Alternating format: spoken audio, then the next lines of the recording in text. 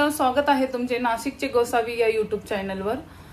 तर सगळ्यांना good morning. आज म्हणजे नवरात्र सुरू, आम्हाला उठायला खरंच खूप उशीर झाला आहे आणि दोघींना पण सुट्टी होती, त्यामुळे आम्ही लेट उठलो आणि आता सर्व म्हणजे स्वयंपाकाची तयारी आहे। आज नाश्ता स्किप केला आहे आम्ही आणि चहा पिला आणि त्याच्यानंतर आता डायरेक्ट जेवणाची तयारी करतोय।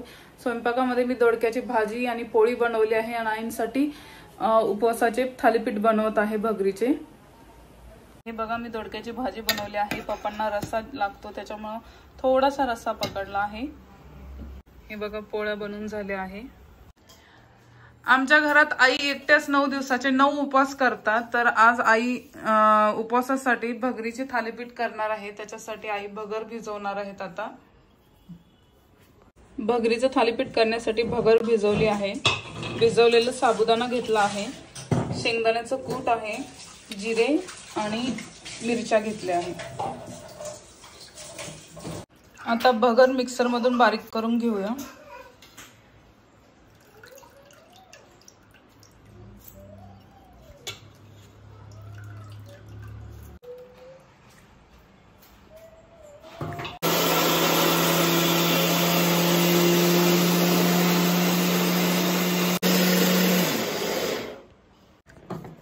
भगर अर्धा पाऊण तास भिजत टाकायची। भगरीचे जे थालीपीठ आहे ते मऊ होण्यासाठी आम्ही थोडाफार साबुदाणा टाकतो त्याच्यामध्ये भिजवलेला।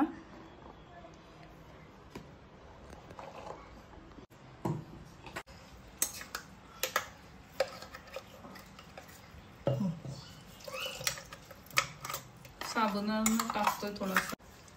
आता हिरव्या मिरच्या आणि जिरे वाटून घेणार।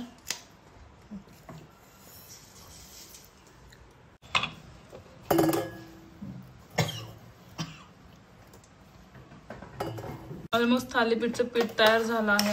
आता यामध्ये लास्ट स्टेप मेन म्हणजे ना, आपण जे शेंगदाण्याचं कूट टाकतो ते सर्व पिठामध्ये नाही टाकायचं। जेवढं करणार आहे तेवढ्याच पिठामध्ये टाकायचं, कारण की पिठाचा कलर चेंज होऊन जातो। यामध्ये अजून एक असं की आपण कोथिंबीर टाकू शकतो। कोथिंबीरीने अजून जरा जास्त चांगली टेस्ट येईल, पण आता सध्या अवेलेबल नव्हती त्यामुळे मी टाकलेलं नाही याच्यामध्ये। आणि यामध्ये चवीनुसार मीठ टाकायचं। तर आता आपलं फायनली थालीपीठचं पीठ तयार झालं आहे। याच्यामध्ये मी परत एकदा सांगते, भगर भिजवलेली आहे। भगर हे अर्धा पाऊण तास भिजून घेतलं तरी चालेल आणि साबुदाणा पण तेवढाच अर्धा पाऊण तास भिजवून घ्यायचा। आणि त्याच्यानंतर त्याच्यामध्ये आपण मिरची आणि जिरे याची पेस्ट करून टाकली आणि त्याच्यानंतर आपण थालीपीठ करणार आहे तेवढ्या पिठामध्येच शेंगदाण्याचं कूट टाकायचं आणि ऑर्डर फ्रीज मध्ये ठेवू शकता तुम्ही। आणि यामध्ये तुम्ही कोथिंबीरची पेस्ट करून पण टाकू शकता, कारण की त्याच्याने अजून जरा चांगली टेस्ट येईल। तसेच आईंनी त्यांच्यासाठी उपवासाची भेंडी बनवली आहे। याच्यामध्ये जास्त काही नाही टाकलेलं आहे। जिऱ्याची फोडणी देऊन आणि भेंडी टाकली आहे, तेलामध्ये फ्राय केली आहे आणि शेंगदाण्याचं कूट आणि मीठ टाकलेली आहे। हे बघा, मी आता या पिठामध्ये शेंगदाण्याचं कूट टाकणार आहे आणि हे पीठ मी फ्रीज मध्ये ठेवून देईल, कारण की 9 दिवस उपवास आहे। डेली आईंना काही ना काहीतरी नवीन केलं जातं। हे बघा, हे मी आता करण्यासाठी पीठ बाजूला काढलं आहे। याच्यामध्ये मी शेंगदाण्याचं कूट टाकेल आता आणि हे जे उरलेलं पीठ आहे मी फ्रीज मध्ये ठेवेल। जेव्हा करायचं असेल तेव्हा आपण शेंगदाण्याचं कूट टाकून करू शकतो आणि हे पीठ 2-3 दिवस सहज टिकू शकतं, कारण की याच्यात जास्त काही नाहीये। तुम्ही स्टोअर करून ठेवू शकता। आम्ही उपवासाला तेल शेंगदाण्याचंच वापरतो, सूर्यफुलाचं तेल नाही वापरत, म्हणून सेपरेट शेंगदाण्याचं तेल ठेवतो उपवासासाठी। 9 दिवस हेच तेल वापरलं जाईल। तर मी तव्यावरती तेल टाकलं आहे। यामध्ये मी आता शेंगदाण्याचं कूट टाकेल, एवढं नाही टाकणार, थोडंसंच टाकेल। हे बघा, चांगलं मिक्स करून घ्यायचंय। तर हे पीठ रेडी झालेलं आहे। आता आपण करूया थालीपीठ। आता आपण थालीपीठ बनवूया सेम डोसासारखं। डोसे आपण जसं बनवतो तसेच बनवायचे।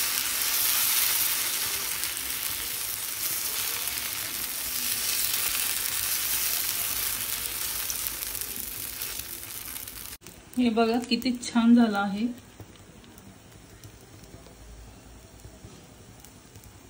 हे थालीपीठ खूप छान होतं आणि आम्ही असे नॉर्मली पण करतो. जर काही आपलं नॉर्मल आपलं जेवण भाजी पोळी जर खायची नसेल तर आम्ही बगरीचे थालीपीठ, साबुदाण्याचे वडे हे नॉर्मली पण आम्ही करतो. उपवास असलं तरच करायचं असं काही नाहीये. तर आम्ही म्हणजे पप्पांची इच्छा असेल तर तेव्हा पण बनवतो, आम्हाला खायचं असेल तेव्हा पण बनवतो. खूप म्हणजे वेगवेगळ्या प्रकारचं बनवतो. तर तुम्ही नक्की करून बघा की थालीपीठ कसे होतात ते तुम्हाला समजेल. आणि खरंच खूप छान होतं, टेस्ट वेगळीच लागते, छान होतं. आणि हे बघा किती छान झालं आहे. आता आपण आईंना टेस्ट करायला देऊ, कारण की उपवास त्यांचा आहे, स्पेशल त्यांच्यासाठी बनवलेला आहे. आणि मला नक्की कमेंटमध्ये कळवा की तुम्ही उपवासासाठी भेंडीची भाजी करता का. आणि भेंडीची भाजी इकडे करता नॉर्मली, म्हणजे मोस्टली सगळीकडेच करतात की भेंडीची भाजी उपवासाला चालतं. पण जास्त लसूण वगैरे काही नाही टाकत, फक्त जिरे मोहरीची मोहरी पण नाही, फक्त जिऱ्यांची फोडणी देता आणि त्याच्यामध्ये शेंगदाण्याचं कूट, मीठ आणि भेंडी एवढीच राहतं. तर तुम्ही मला नक्की कमेंटमध्ये कळवा. आणि आता थालीपीठ झाले आहे, बघू आईंना आवडतं का, आपण टेस्ट करायला देऊया, त्यांना विचारूया कसे झाले आहे. मेन म्हणजे त्यांचा उपवास आहे, त्यांना देऊया.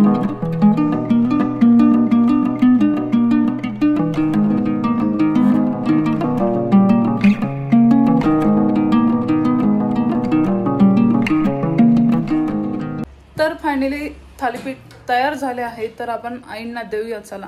चला बघूया आपण आईंना थालीपीठ आवडतं का. भाजी खायची? कसली भाजी? भेंडीची भाजी. तुला खाऊ. अन्वितला जास्त करून भाजी पोळीच आवडती. खात तर काहीच नाही, पण काय खातो म्हणलं की भाजी पोळी सांगतो. आता बघू त्याला थालीपीठ आवडतं का. खा. फुंकून घे. गरम आहे, फुंकून गम आहे.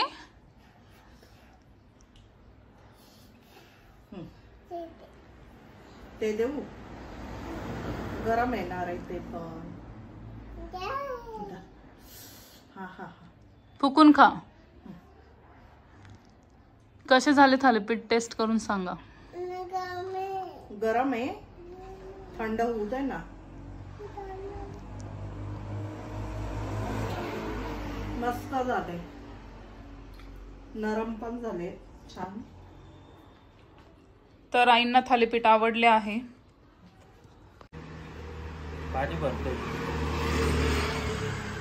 घरातल्या नळाला पाणी गढूळ येतोय म्हणून शेजारच्या काकूंच्या नळाला पाणी भरताय.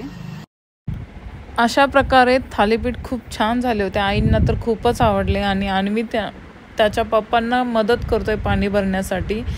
तर चला आम्ही हा व्लॉग इथंच थांबवत आहे. लाईक करा, शेअर करा, सबस्क्राईब करा, असेच भरभरून प्रेम द्या. धन्यवाद.